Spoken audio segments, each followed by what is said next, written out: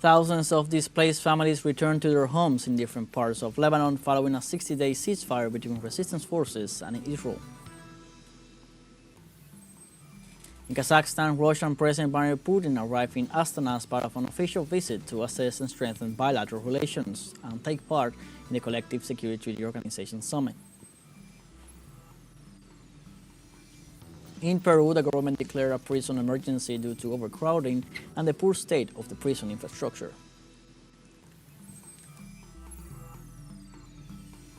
Hello, welcome to From the South. I'm Luis Alberto Matos from the teleSUR studios in Havana, Cuba. We begin with the news.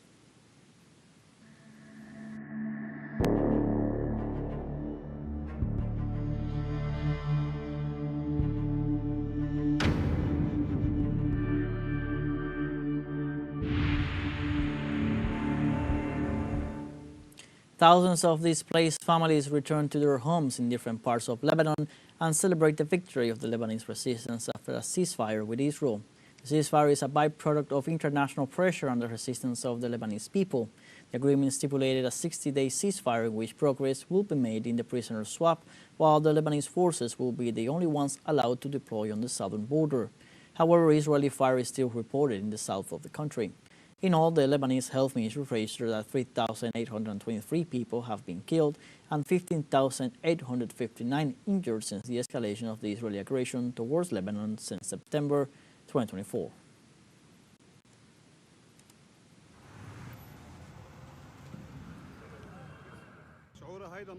This feeling is a victory, a pride and an honor for us, for the Shiite sect and for Lebanon in general. This is a pride and an honor, and we will certainly win. We will certainly win. In this regard, the Lebanese parliament called for the unity of all political forces in the country following the entry into force of the ceasefire from early Wednesday morning. The top government and parliament authorities urged the whole country to remain united and demanded the respect of the UN Resolution 1701 based on a ceasefire between Israel and Hezbollah.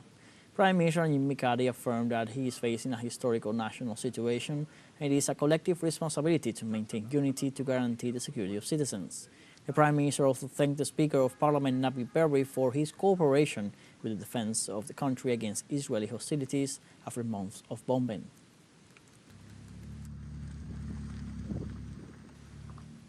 The Defense Minister of Lebanon, Mauri Slim, asserted on Wednesday that its army will move towards the southern border as long as the Israeli forces keep their withdrawal from his nation.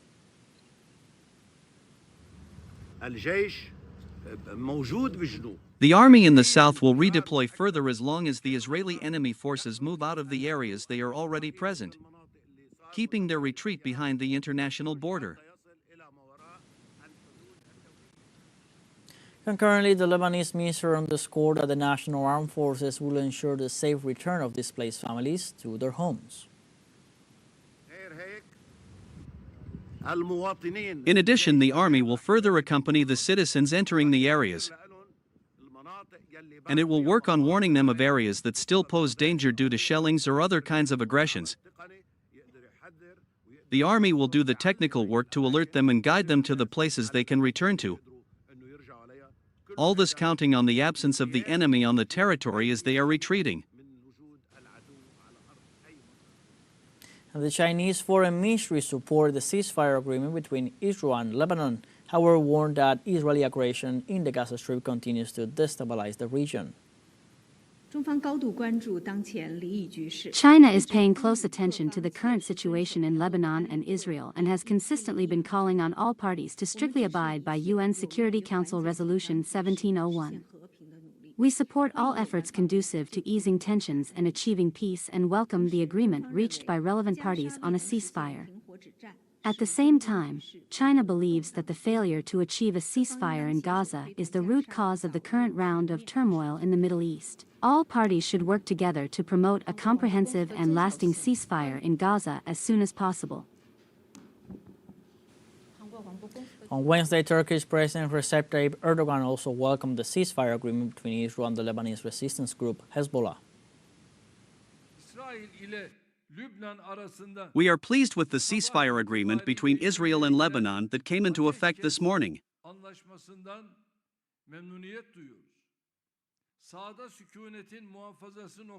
We expect all parties, especially Israel, to fulfill their responsibilities to the letter toward maintaining peace on the ground. I say that, as Turkey, we are ready to contribute any efforts to stopping the massacre in Gaza and establishing a permanent ceasefire.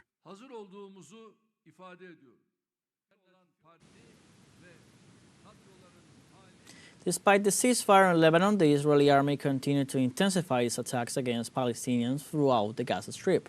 During overnight raids, the occupation army again shelled schools, providing shelter for hundreds of displaced families. That included a deadly attack on the Al-Tabim school in the city of Gaza, killing 8 people and injuring several others. In addition, Israeli troops attacked early Wednesday morning a shelter school in Beit Lahia. The genocidal aggression on the Gaza Strip has killed 44,249 people and wounded more than 104,000 since October 2023.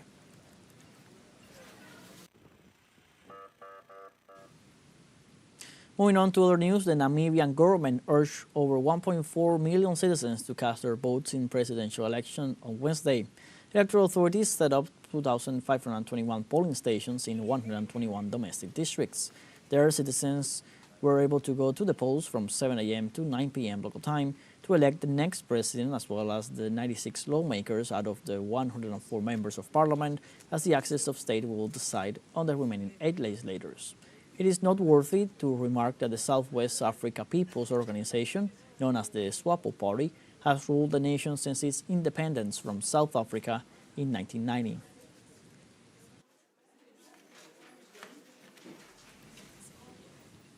And now we have a short break coming up, but first remember you can join us on TikTok at teleSUR English, where you'll find news in different formats, news updates, and much more. We'll be right back. Stay with us.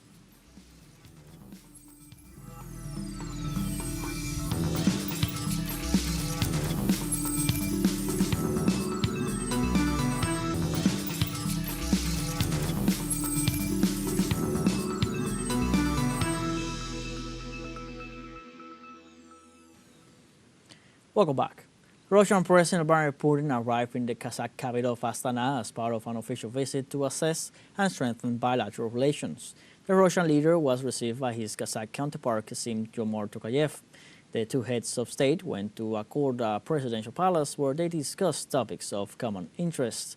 During the meeting, Tokayev said that Kazakhstan remains a reliable strategic partner of Russia and called Putin's visit an important event. Presidents are expected to sign about 20 documents on the most important areas of bilateral cooperation and take part in the Forum of Inter-Regional Cooperation.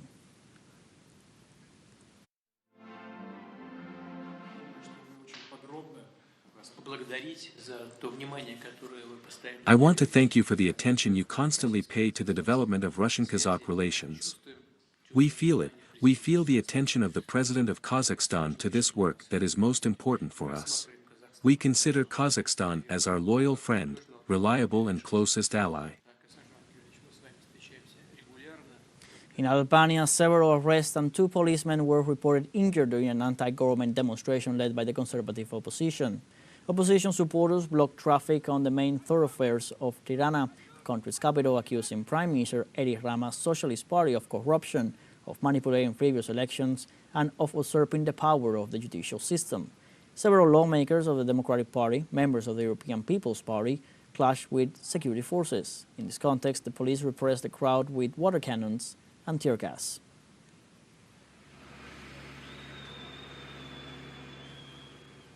In France, the French Farmers' Union continues its second week of protests against the free trade agreement between the European Union and Mercosur.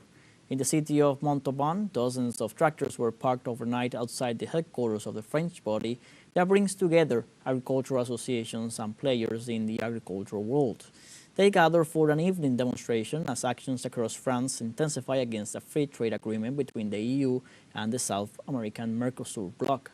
France is strongly opposed to the European Union signing the agreement, saying French farmers would face unfair competition that would undermine their livelihoods.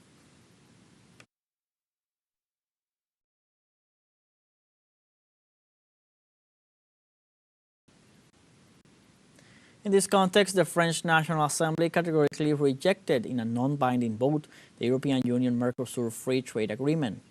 After a debate with harsh criticism, 470 deputies denounced the agreement and only 70 supported.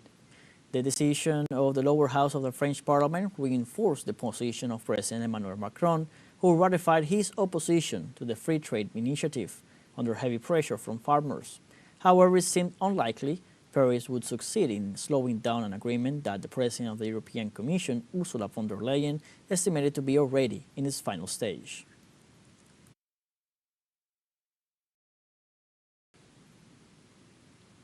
And Venezuela hosts the International Anti-Fascist Meeting for a New World. The two-day event is held on November 27th and the 28th at the Bolivar Park Convention Center in Miranda State.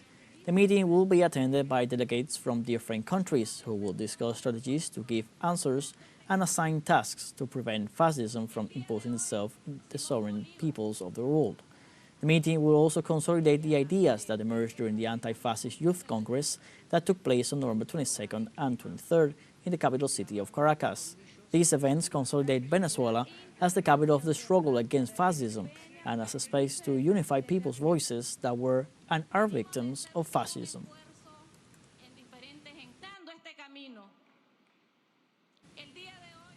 And the Bolivian company Yacimientos de Litio Boliviano and the Chinese company Hong Kong CBC Investment Limited signed an agreement on Monday for the production of lithium carbonate in the southwest of the country. 2 lithium carbonate plants will be built, for which an initial Chinese investment of over $1.03 billion has been agreed. The Bolivian company's executive president, Omar Alarcón, pointed out that China is a world leader in renewable energies and a producer of lithium batteries. Meanwhile, President Luis Arce celebrated that the nation is negotiating with the largest and most important lithium production companies in the world.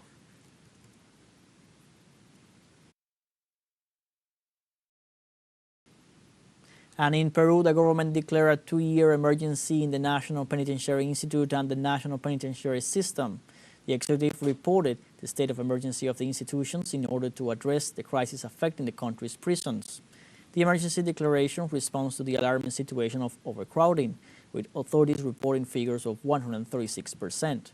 According to the Supreme Decree, the Ministry of Justice must approve within 45 days a sectoral strategy of penitentiary emergency to optimize the resocialization of the inmates and guarantee the implementation of the national penitentiary policy until 2030.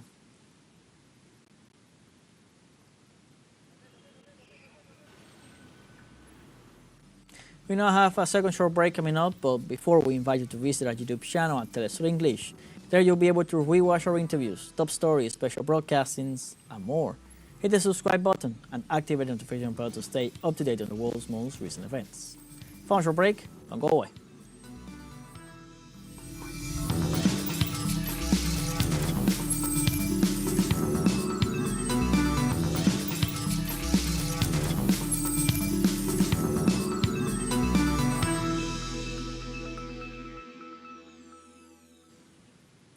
Welcome back.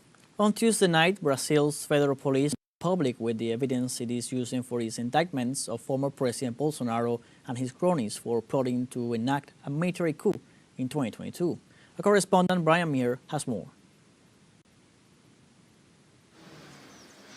Last night in Brasilia, the federal police released an 882-page report on the indictments they made last week of 37 people for planning to plot a military coup to prevent Luis Inácio Lula da Silva from taking power in January 2023. Among those indicted, former President Jair Bolsonaro, vice presidential candidate Walter Braga Neto, a general who first became active during Brazil's brutal military dictatorship, which ended in 1985, General Augusto Heleno, who was implicated in an auto-coup attempt led by his boss, General Silvio Frota, in the late 1970s.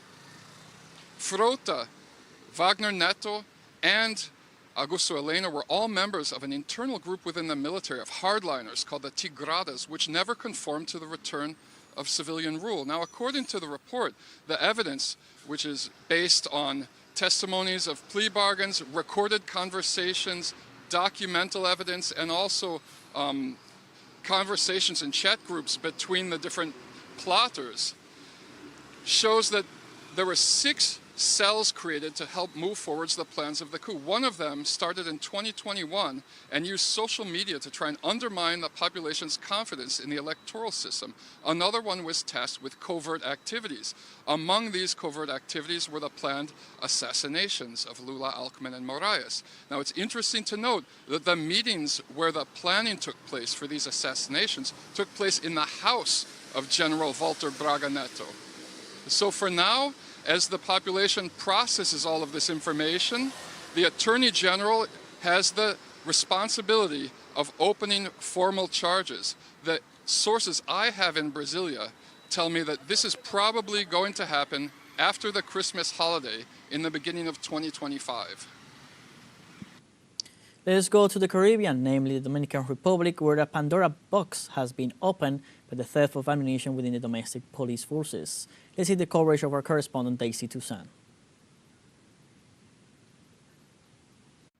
In the Dominican Republic, a hearing was held in the Pandora case, which is related to a network corruption within the police, where over 900,000 ammunition projectiles had been allegedly stolen from the National Police warehouses, exposing a web of internal corruption.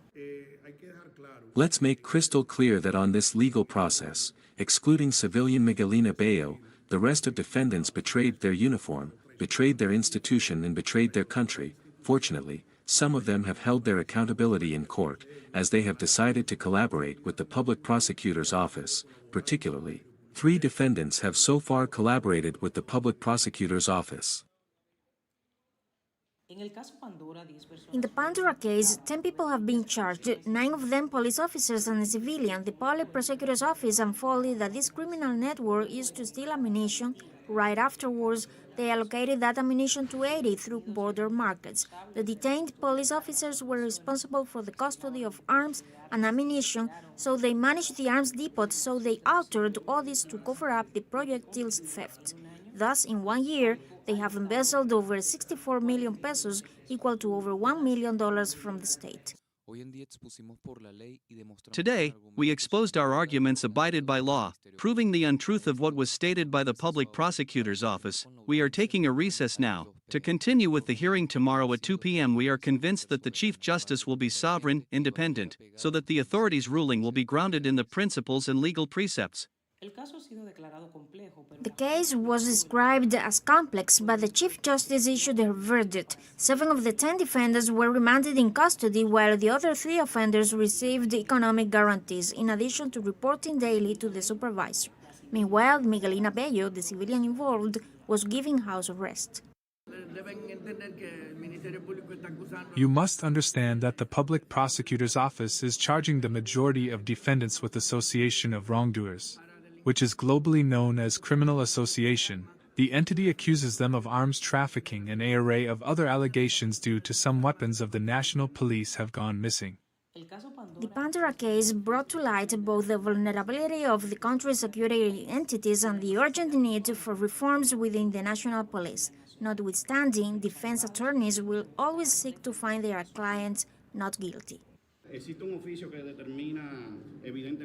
The inspectorate issued a piece of evidence that determines that our defendant is discharged from any kind of responsibility, grounded in he didn't have the key to the warehouse, where the ammunition was kept. In addition, several defendants, namely 3 of them, excluding Miguelina, they will make agreements with the public prosecutor's office, so they will hold their criminal responsibility. But our client won't make any agreement because our defendant has no responsibility.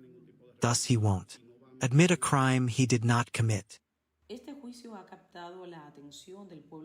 Dominican people have spotlighted this trial for both the magnitude of the theft and the fragility of the institutions in charge of public security. Para teleSUR, Daisy Toussaint, República Dominicana. Mexican citizens expressed their concern about Donald Trump's announcement to apply tariffs on all Mexican goods due to smuggling and illegal migration. On Monday, Trump announced that he would apply a 25% tariff to all imports from Mexico and Canada as one of his first measures after taking office as President of the United States in January. In this context, citizens of Tijuana, which shares a border with the United States, fear that the measure will affect their daily economy, which is closely linked to the neighboring country. Mexican President Claudia Sheinbaum affirmed that the tariffs will not stop drug smuggling, or undocumented migration to the United States.